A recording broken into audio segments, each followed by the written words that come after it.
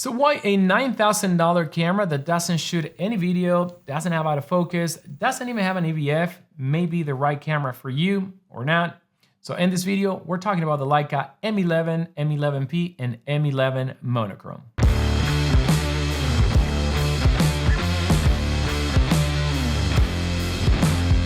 And before I continue, if you want to see images shot with the gear that I review here on the channel, follow me on social media at Gaston Shutters. Welcome back to the channel, guys. Gaston right here. So today we're going to be talking about my journey into Leica's M11.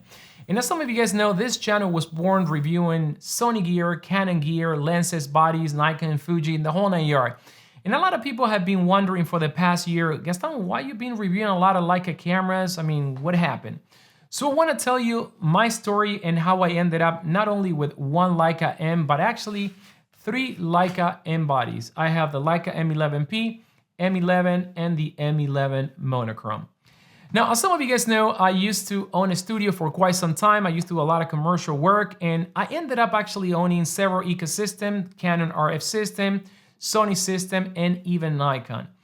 But something happened 2 years ago when I moved an hour away and my landlord wanted to double the rent of the studio. I decided to focus on my personal photography. And I started doing a lot of travel photography and street photography, and the camera of choice at that time was my Sony a7 IV. But soon after, I started feeling underwhelming with the experience. I thought, well, maybe street photography is not for me.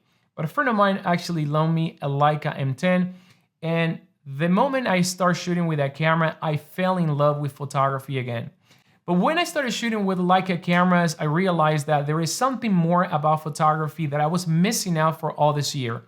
And it was the fact that with this type of cameras, your skills are going to come to play in the overall outcome of the image.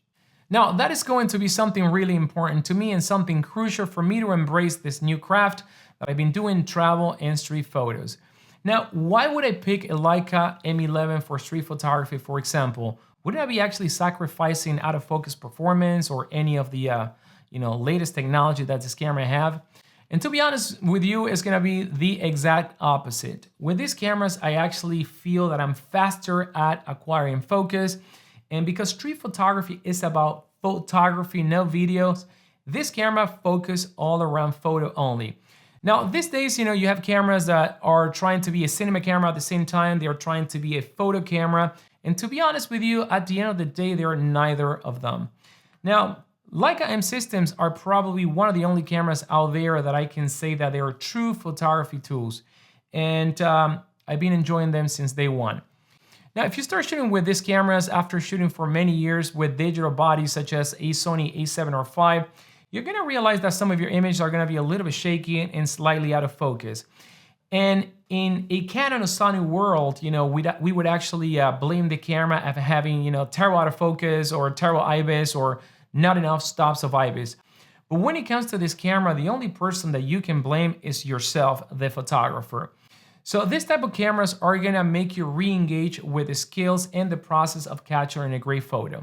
If an image is out of focus, it's gonna be your fault. If the image is shaky, it's gonna be your fault. The framing is whacked, it's gonna be your fault. So shooting with these bodies, I have to say that I actually have improved my approach to photography. And to be honest with you, I'm much happier with the images that I'm taking right now. And one of the things that I realized is that right now I shoot less pictures and I get more keepers than when I used to shoot with my Sony, where it is kind of like very easy to engage in a behavior of happy trigger, type of photography.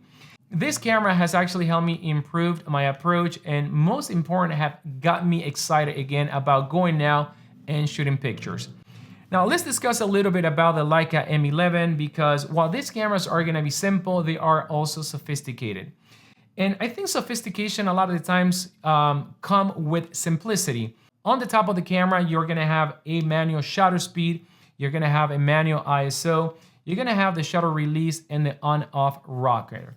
Now, on the back of the camera, you're gonna have three buttons, the screen, it doesn't flip, and you're gonna have the rangefinder. You do have a back dial here that you can configure for a lot of things.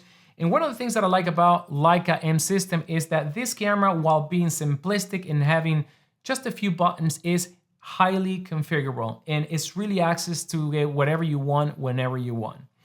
Now let's talk about the rangefinder experience, because this is something that for a lot of people may be a downer or a deterrent, you know. Allowing yourself to preview through a rangefinder means that you're seeing the world as we see it with our naked eye. Not only that, your eye has more stops of dynamic range than any viewfinder out there. And for night photography, I find myself being much more accurate at focusing with a rangefinder. Again, the eye has, I believe, 20 to 24 stops of dynamic range, where most EVFs or camera sensors are gonna have about 11, 12, 13, 14, you know, in most cases. So you're always gonna have a better perception of what's in front of you with a rangefinder, in my opinion.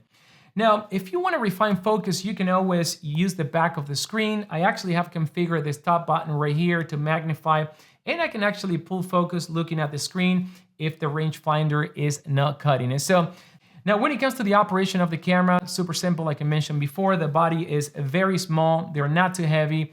And one of the things that appeals to me the most is the size of the lenses. You can have fast lenses that are pretty small.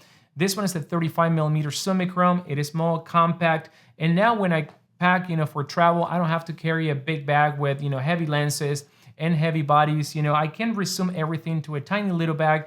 I may bring two bodies, you know, the M11, M11p, one with the 28mm, one with the 50mm, and that's pretty much all I need for my photography. This is not going to be a camera for everyone. You know, if you are someone that shoots sport photography, for example, would not recommend these cameras. And of course, the Sony, Canon, Nikon cameras are going to do a much better job. But for those projects where you want to slow down and you want to refine your skills, I cannot think of a better camera than a Leica M11, for example. But again, yes, these cameras are going to be expensive, and the way that I was able to fund these three bodies is because I got rid of all the ecosystems that I had. So all my Nikon lenses, all my RF lenses, a lot of the bodies, and I got rid of a lot of the video cameras that I had. So to me, it made a lot of sense to invest in only three cameras, which are the three cameras that I use on a daily basis. Now, the one thing that I want to mention too, all these cameras have actually internal memory, something that I cannot say the same about most modern cameras out there these days. And the fact that you can have, for example, the Leica M11p and monochrome up to 256 gigabytes of memory, it's actually impressive. I have forgotten my car a few times, and that internal memory actually saved the day. Now, the Leica M11 has 64, but still 64 gigabytes of internal memory, I think is a lot of memory. We also have here a 60 megapixel sensor. So when it comes to image quality, if you're familiar with the Sony a7R5, that's pretty much what you're gonna get in here in this camera. Of course, Leica is gonna process, you know, the color, the algorithm is gonna be different. So it's gonna have that typical Leica look, that character that you get from some of the lenses from Leica. All right, guys, so as you guys know, Leica M11, it is the camera for me, may not be the camera for you, but if you're looking for a camera that is going to allow you to sharpen your skills as a photographer, bring you back to the old days of shooting films when you did have to have a lot of skills to pull a nice photo, cannot think of a better camera than the Leica M11. So if you have any questions regarding these three bodies, let me know in the comments down below. Subscribe to the channel if you haven't done so, and until then, I'll see you in the next video.